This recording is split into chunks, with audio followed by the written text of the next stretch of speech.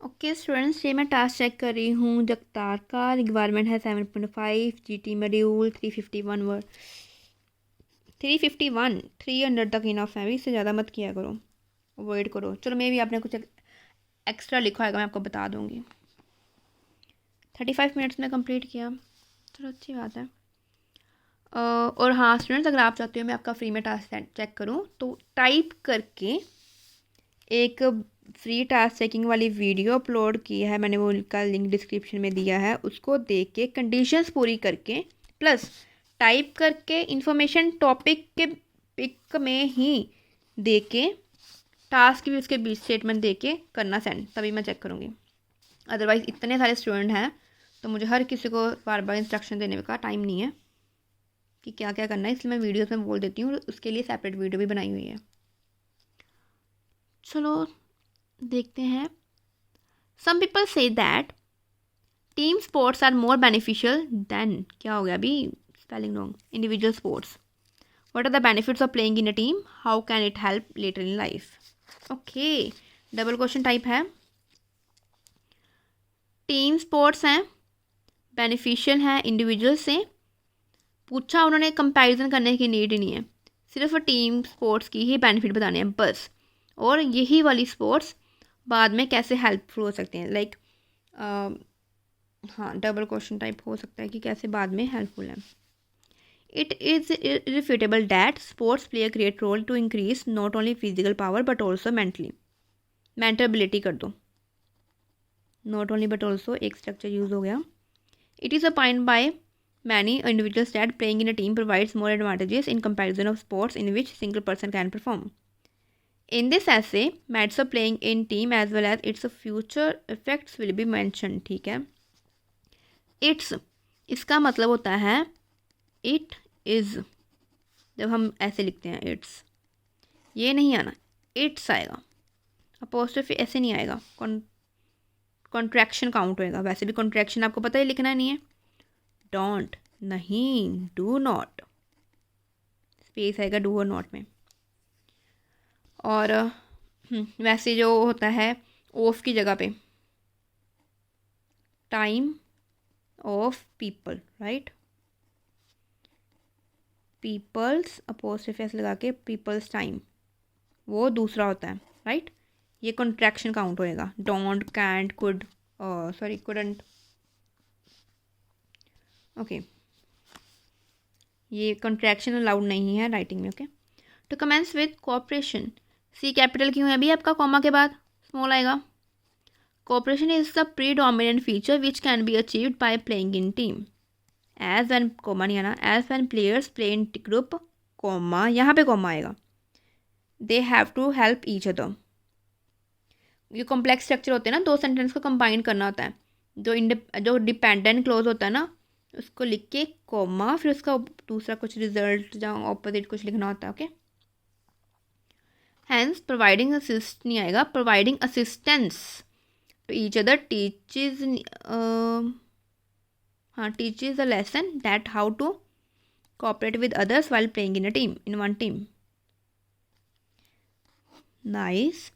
Apart from this, communication skill and confidence are another most important advantages that players can easily learn due to team sports.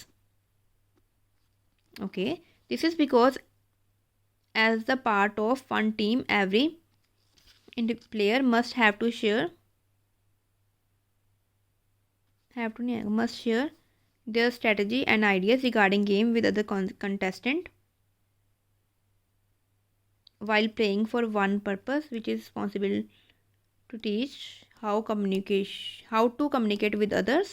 At the same time, it would boost the confidence के spelling wrong होगी भी, level of team members. Communication skill, confidence है, important advantages that player can easily learn. ठीक है, confidence and communication skills. This is because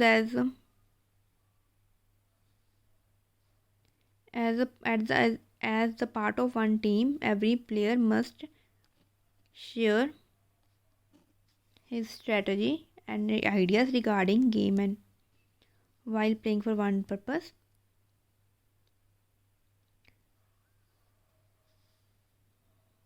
ठीक, okay. Communicate करने से हो सकता है, fine. On the other side above mentioned skills are also proved beneficial profitable in personal life. वैसे above mention करके मत लिखा करो, जीरो नहीं यूज़ किया ना अभी आपने। Playing in a team can prove profitable in personal life या फिर इन द फ्यूचर, ऐसे कुछ करके। Fundamentally in every working field employees have to work with the other workers where everybody needs cooperation and help of others. Therefore, people who have experience of playing in team can happily provide support to their colleagues and peers. Moreover, sports persons space आएगी will not face any hesitation when they have to communicate with public. However, who like their own company why only cannot able to speak in front of, नहीं मतलब क्या लिखा है आपने। Moreover, sports person will not face any hesitation whenever they have to communicate with public, ठीक है। However, who like their own company, people who like their own company only cannot और able इकट्ठा नहीं लिखते, दोनों का मीनिंग सेम ही है, और कैन नॉट में स्पेस नहीं आता, इकट्ठा ही आना word. Can not speak in front of masses. अब वेयर एज लगा लेते हैं यहाँ पे, ये भी वैसे ठीक है। हाउएवर भी thus with the help of team sport experience, good communicators and confident people have ability to achieve success in order to make their life better, ठीक है, ओके। तो exemplify in IT company comma every employee have to, every लिखा ना तो singular आता है, has to आएगा। Work in groups to complete the target where cooperation skill play indispensable part to achieve success in every task. देखो cooperation skill की बात हमने यहाँ पे की है ना, तो आप एग्जाम्पल इसकी यहाँ पे क्यों दे रहे हो, उसको वहीं पर ही रहने दो, मतलब उसके वो पॉइंट फिनिश करके वो एग्जाम्पल दो, फिर मोर ओवर करके नेक्स्ट पॉइंट दो, ठीक है। टू कम्युनिकेट ऑल दो players who play in team can be learn नहीं आएगा, can learn cooperation and communication skill in individual sport it is not possible. These skills are advantages in sports, however its importance in personal life cannot be ignored. Cannot में space नहीं आएगा, space आएगा, sorry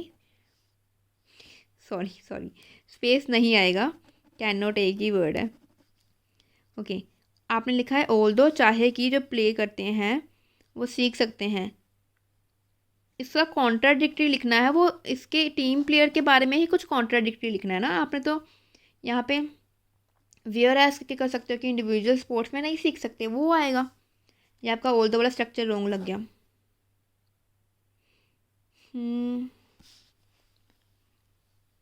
आपने not only but also लगाया,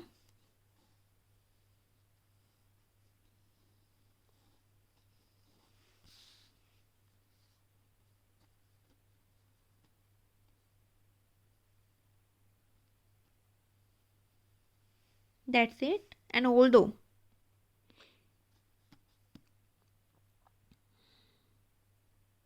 semi colon, 3 variations हैं आपकी, बस 7.5 चाहिए आपको। 10 complex structure, variety of sentence structure लगाओ।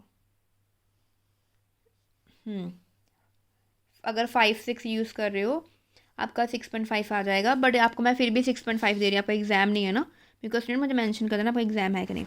6.5 आपका ईजिली है, चाहे आपने 2-3 ही वेरिएशन यूज़ की, लेकिन आपने जो देखो ना प्रेजेंट किया है, इतनी मिस्टेक्स नहीं है।